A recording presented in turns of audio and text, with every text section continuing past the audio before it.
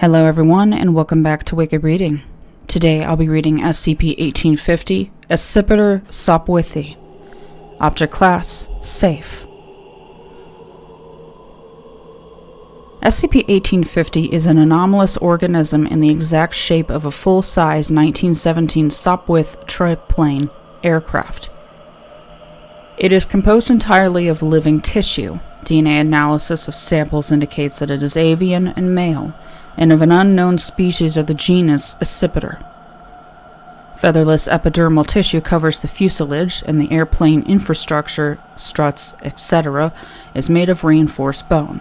However, there do not appear to be any other particular correspondences between aircraft structure and avian anatomy. See Document 1850-Y23 for detailed analysis of SCP-1850's internal anatomy. Notably, the cockpit functions as a mouth equivalent. Whenever an object with a mass greater of approximately 8 kilograms and an overall temperature greater than approximately 30 degrees Celsius touches any surface within the cockpit, the pilot's seat and safety harness animate, restrain the object, and tear it into small pieces while secreting a mixture of digestive enzymes and gastric acid. The resulting slurry is absorbed through all surfaces in the cockpit. 24 to 36 hours after SCP-1850 feeds, its machine gun will activate and fire several rounds of ammunition. This ammunition is formed entirely of guano, moving at approximately 8 meters per second, and as such is not considered a significant hazard to personnel. Although SCP-1850 has not been found to have any identifiable sensory organs, it is nonetheless able to detect and respond to external stimuli, and has demonstrated the ability to recognize faces and voices despite the lack of any identifiable brain analog. It has also demonstrated the ability to aim its machine gun at specific personnel. SCP-1850 is able to move organs which would correspond to its mechanical parts. Examples: rotate its wheels, flex its ailerons, and spin its propeller, with this last apparently being a sign of pleasure. It is largely immobile and docile when on the ground, allowing itself to be touched, probed, and examined as long as nothing is placed within its cockpit. However, it will flinch when tissue samples are taken, tremble during thunderstorms, and bounce up and down whether its tether is being attached prior to flight sessions. Subject is able to regenerate tissue removed during sampling. Isotopic labeling experiments with subject's food confirm that mass is being conserved and no ectoentropic phenomena are involved. In the 33 years since SCP-1850 entered Foundation custody, the rate at which its tissue regenerates has decreased by approximately 10%. See Document 1850-74 Echo for detailed statistical analysis. This is believed to be a natural result of the aging process.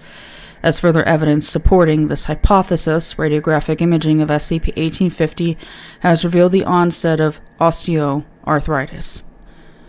During its tethered flight sessions, SCP-1850 will take off and glide in the manner typical of non-anomalous members of the genus Accipiter.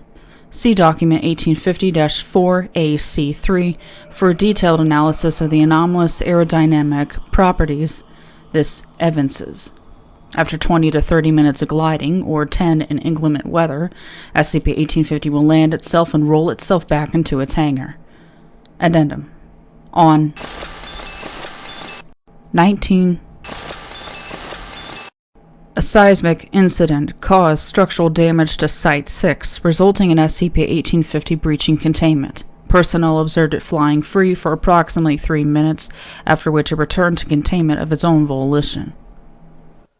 Special Containment Procedures. SCP-1850 is to be kept in an aircraft hangar at Site 6. The temperature within the hangar is to be kept above 15 degrees Celsius. A radio beacon has been attached to SCP-1850's landing struts. The beacon's battery levels and proper function must be confirmed before SCP-1850 leaves its hangar for any reason. No personnel are to enter SCP-1850's cockpit or to touch any surface within the cockpit unless SCP-1850 has been tranquilized. Tranquilizers are to be administered by injecting its food with 80 milligrams of diazepam, warming the food to 30 degrees Celsius, introducing it into SCP-1850's cockpit, and then waiting until the food has been consumed. An 80 milligram dose of diazepam tranquilizes SCP-1850 for approximately 90 minutes. Tranquilizers are not to be administered more often than once every 10 days. Once every 3 days, SCP-1850 is to be fed 65 kilograms of mice, rats, rabbits, chickens, and pigeons, pre-killed and warmed to 30 degrees Celsius, 3 grams of veterinary-grade chondroitin sulfate, and 15 grams of veterinary-grade glucosamine sulfate are to be included in SCP-1850's food during each feeding. Foundation veterinarians have recommended that for the sake of its physical health, SCP-1850 is to be allowed to leave its hangar once every 5 days to engage in tethered flight. The tether is to be made of reinforced steel cable and is not to exceed 150 meters in length. See document 1850-NL4 for tether specifications. The tether is to be attached before SCP-1850 leaves its hangar. During its flight, SCP-1850 is to be accompanied by 2 Foundation light aircraft.